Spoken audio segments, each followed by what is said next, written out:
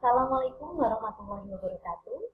Bertemu lagi dengan saya Ervina Rahmawati SST MPH dalam mata kuliah epidemiologi. Pada kesempatan kali ini kita akan membahas tentang konsep sehat dan sakit. Apa itu sehat? Sehat merupakan suatu keadaan kesempurnaan fisik, mental, sosial, bukan semata-mata hanya bebas dari penyakit atau kecacatan saja. Sedangkan suatu keadaan sakit ini merupakan suatu penyimpangan dari status penampilan yang optimal. Sedangkan penyakit ini adalah kegagalan dari mekanisme adaptasi suatu organisme untuk bereaksi secara tepat terhadap rangsangan atau tekanan sehingga menimbulkan gangguan pada sistem fungsi dari tubuh. Nah, setelah kita mempelajari tentang sehat, sakit, dan penyakit, kita harus paham juga apa itu keterpaparan dan kerentanan. Keterpaparan ini merupakan suatu keadaan di mana penjamu atau host atau seorang manusia berada pada pengaruh atau berinteraksi dengan unsur penyebab, baik itu primer, sekunder, maupun lingkungan, yang dapat mendorong proses terjadinya penyakit. Kalau keterentanan, ini merupakan suatu keadaan di mana host dalam kondisi yang mudah dipengaruhi atau berinteraksi dengan unsur penyebab sehingga memungkinkan timbulnya penyakit. Perubahan status sehat ke status sakit ini erat kaitannya dengan hasil keterpaparan dan kerentanan. Baik itu keterpaparan yang dilakukan oleh agen atau agen dan kerentanan oleh tubuh manusia dalam menghadapi keterpaparan itu. Bagaimana gambaran hubungan antara kerentanan dan keterpaparan? Mari kita lihat pada tabel berikut ini. Jadi ini adalah tabel yang menggambarkan tentang hubungan antara kerentanan dan keterpaparan. Misalnya, seorang manusia mengalami kerentanan. Jadi manusia ini atau penjamu atau host ini mengalami kerentanan. Dalam hal ini imun tubuhnya menurun. Kemudian dia juga berinteraksi dengan bibit penyakit. Jadi ada bibit penyakit yang mendekat atau berinteraksi dengan dia. Maka orang tersebut akan menjadi sakit. Jadi sakit ini dikarenakan apa? Seseorang mengalami kerentanan atau imunnya menurun, ditambah lagi dengan adanya interaksi dengan bibit penyakit. Jadinya adalah sakit. Terus bagaimana kalau seseorang tidak rentan tapi ada bibit penyakit? Kalau seseorang tidak rentan alias sistem imun tubuhnya kebal atau meningkat tapi ada penyakit, maka dia tidak akan menjadi sakit, tapi sehat.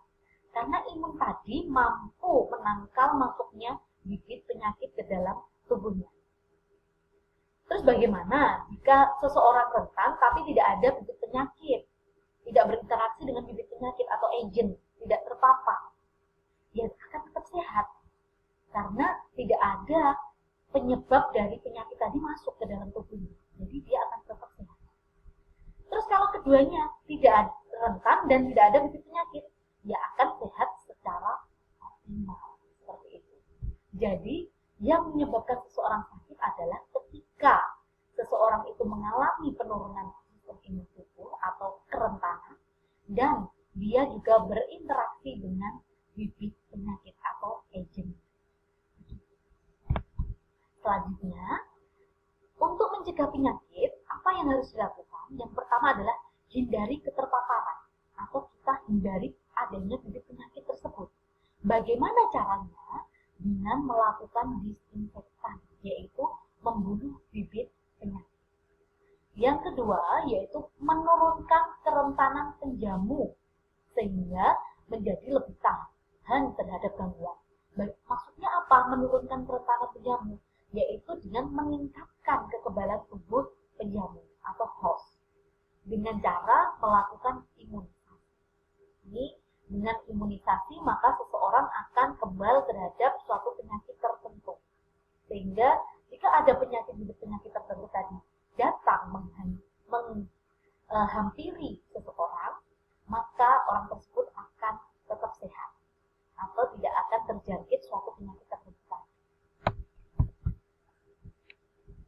Kemudian kita harus paham tentang bagaimana perkembangan teori terjadinya penyakit. Dulunya itu seperti apa sih penyakit itu? Dulu yang pertama kali, pada mulanya konsep terjadinya penyakit ini didasarkan pada adanya gangguan makhluk halus. Oleh karena itu, pada zaman dahulu, seringkali orang itu percaya dengan mbah dukun. Kenapa? Karena konsepnya bahwa penyakit itu terjadi karena adanya roh halus. Siapa yang mampu menangkal roh halus itu? Yaitu mbah dukun. Kalau masih ada masyarakat yang masih percaya hal tersebut, maka mereka masih mempercayai konsep terjadinya penyakit pada zaman dahulu. Selanjutnya ada juga teori kontagion. Nah, ini kontagion ini beranggapan bahwa penyakit itu terjadi karena adanya kontak person to person atau karena adanya penularan dari orang ke orang. Padahal sebenarnya tidak semua penyakit itu menular. Ada juga penyakit yang tidak menular. Oleh karena itu, timbul lagi teori selanjutnya, yaitu teori Hippocrates. Nah, di mana teori Hippocrates ini menjelaskan tentang pengaruh lingkungan. Jadi, terjadinya penyakit itu juga dipengaruhi oleh adanya air yang tercemar, kemudian udara yang kotor, tanah yang banyak mengandung pencemaran, kemudian cuaca yang buruk, dan lain sebagainya, dikarenakan faktor dari lingkungan. Tidak dijelaskan bagaimana kedudukan manusia dalam lingkungan itu sendiri dalam teorinya Hippocrates. Selanjutnya ada teori humoral. Ini merupakan gangguan keseimbangan cairan dalam tubuh. Jadi jika seseorang mengalami gangguan keseimbangan cairan, misalnya dehidrasi, maka menurut humoral ini seseorang akan mudah terkena penyakit. Jenis penyakit ini tergantung pada jenis cairan yang dominan. Selanjutnya ada teori miasma. Menurut miasma, adanya sisa-sisa makhluk hidup yang mengalami pembusukan, ini menyebabkan udara dan lingkungan menjadi kotor, sehingga menyebabkan terjadinya penyakit. Berikutnya ada teori epidemik.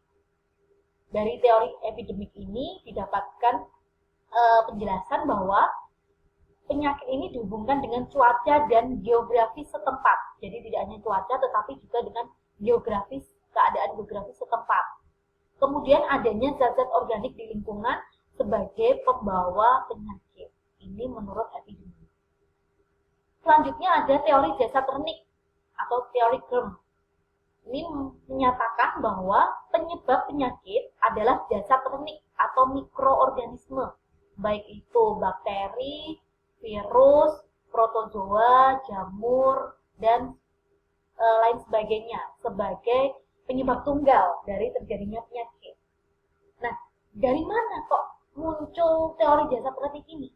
Teori ini muncul setelah ditemukannya mikroskop, di mana mikroskop itu mampu melihat adanya benda-benda kecil, mikroorganisme kecil, seperti bakteri maupun virus tadi, yang ternyata menjadi penyebab suatu penyakit tertentu. Selanjutnya ada teori ekologi lingkungan, di mana manusia berinteraksi dengan berbagai faktor penyebab dalam lingkungan tertentu, dan pada keadaan tertentu akan menimbulkan penyakit tertentu pula. Jadi, dari sekian teori yang telah kita pelajari tadi, banyak sekali macam-macam teori yang menyatakan bagaimana terjadinya penyakit. Ada yang dikarenakan oleh faktor cuaca, ada yang dikarenakan karena lingkungan, baik air, udara, tanah, cuaca, kemudian disebabkan oleh mikroorganisme, atau juga karena pembusukan zat-zat organik, dan lain sebagainya. Dalam zaman modern seperti ini, kita harus paham bahwa yang terjadinya penyakit ini tidak hanya disebabkan oleh satu hal, misalnya mikroorganisme saja, tetapi karena banyak faktor yang berpengaruh. Nanti kita akan bahas selengkapnya tentang penyebab dari suatu penyakit.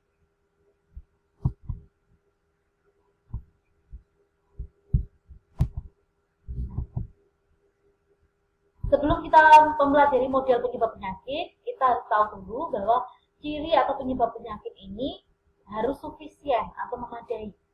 Maksudnya adalah jika ada mikroorganisme yang menghampiri kita atau berinteraksi dengan makhluk hidup, maka jumlahnya harus memadai.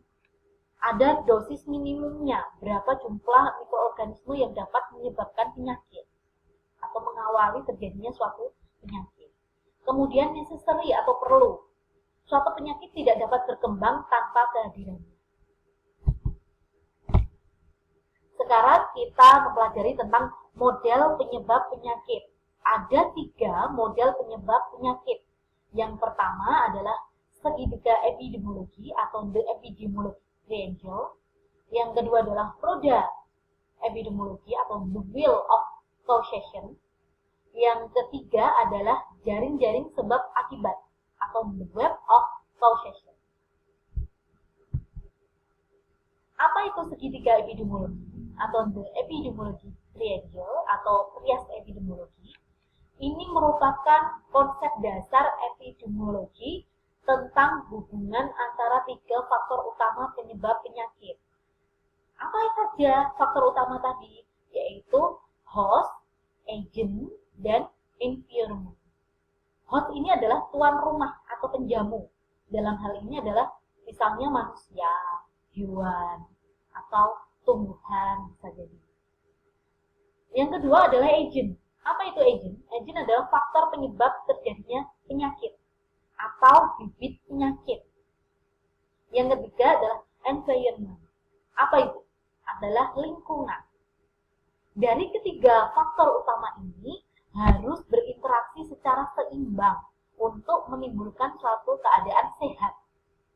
Tetapi kalau ada salah satu saja yang tidak seimbang atau mengalami suatu gangguan, maka dapat muncul terjadinya penyakit atau seseorang tadi bisa menjadi sakit. Selanjutnya, gangguan keseimbangan yang memungkinkan terjadinya penyakit tadi berkaitan erat dengan apa? Yang pertama adalah harus tersedia penjamu yang rentan. Kalau host atau penjamu atau manusianya tadi dalam keadaan kebal, imunnya meningkat, maka tidak akan terjadi sakit. Yang kedua, keterpaparan oleh faktor agent yang potensial berisiko. Harus adanya faktor risiko. Dan faktor risiko tadi harus berinteraksi dengan manusia. Kalau faktor risiko tadi jauh dari host, ya tidak akan terjadi sakit. Yang ketiga, keadaan perubahan lingkungan yang mendukung keterpaparan oleh agent dan penjamu yang makin rentan tadi. Faktor lingkungan ini juga berpengaruh. Lingkungan yang seperti apa? Bisa jadi karena cuacanya, karena air, karena udara, karena tanah, karena iklim, dan sebagainya. Yang berpengaruh terhadap kerentanan penjamu juga keterpaparan agent. Selanjutnya ini adalah gambar dari hubungan ketiga komponen tadi. Jika keadaannya seperti timbangan ini, di mana keadaan seimbang antara host, agent, environment, maka seseorang akan mengalami sehat. Tetapi jika ada salah satunya yang mengalami suatu gangguan, maka akan terjadi sakit. Host atau penjamu ini apa sih? Host atau penjamu ini merupakan semua faktor yang terdapat pada diri manusia yang dapat mempengaruhi timbulnya serta perjalanan penyakit. Apa saja? Jadi host ini pada manusia karena manusia ini sebagai makhluk biologis. Apa saja? Yaitu terdiri dari umur, jenis seks, ras, keturunan, bentuk anatomi tubuh, fungsi fisiologis atau faal tubuh, keadaan imunitas, status gizi dan status secara umum, kemampuan interaksi dengan penyebab secara biologis.